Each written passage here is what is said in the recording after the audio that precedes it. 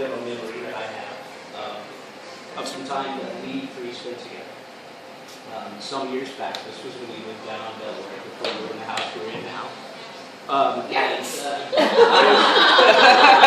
Indeed. I was back from California visiting. For those of you that don't know, I typically stay in Martinsville with Sandy, my sister, and her husband. But Patrick and Jessica had a pretty nice spread. They had a guest room, and they very graciously invited me to stay for a night. Spread, thanks, Derek. Yeah. Glad you did it. Indeed. So they invited me to stay with them, so we could go out for dinner and drinks, and I wouldn't have to worry about driving back to Martinsville late at night. And so I took them up on it, and we did indeed go out for dinner and drinks in Broad Ripple. And I think at one point we kind of got tired of the crowds, and so we decided to retire back to their place and maybe have another drink or two before we wound it down and turned in for the evening. So we were back at your place, and we were having another drink or two. Where are they going with it? And indeed, things got pretty comfortable, and I at one point asked, very innocently, what I thought was a simple question. I asked each of them basically what attracted them to each other, basically what they liked or what they loved about each other. No pressure, no big deal, just off the top of your head, go. Okay, let's hear it. And Jessica answered right away. She was on my left, I'll never forget. She said, Patrick makes me laugh. He makes me laugh.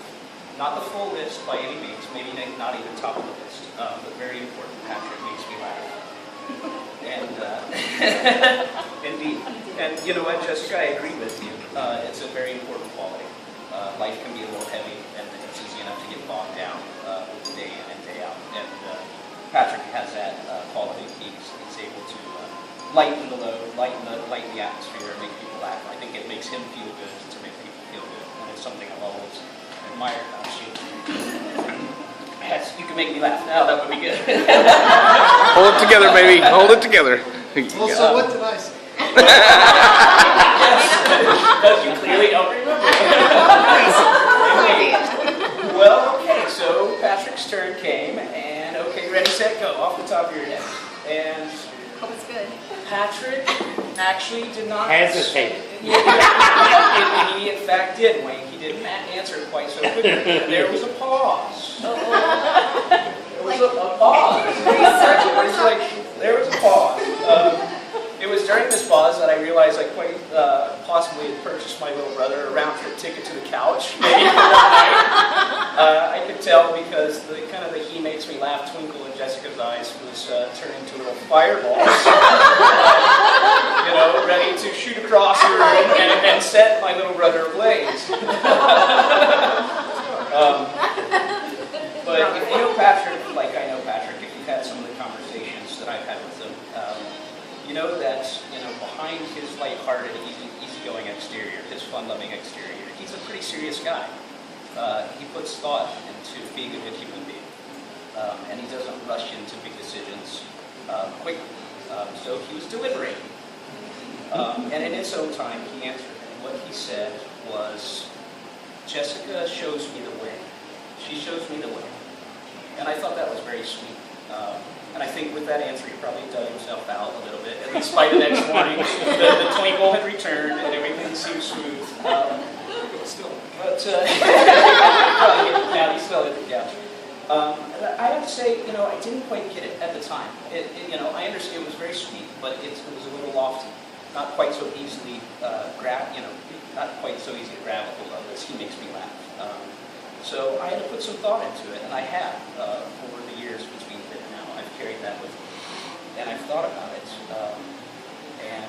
For those of you who don't know me very well, I'm an artist and a carpenter. I deliberately indulge in long periods of solitude. I take a lot of me time. I spend time alone.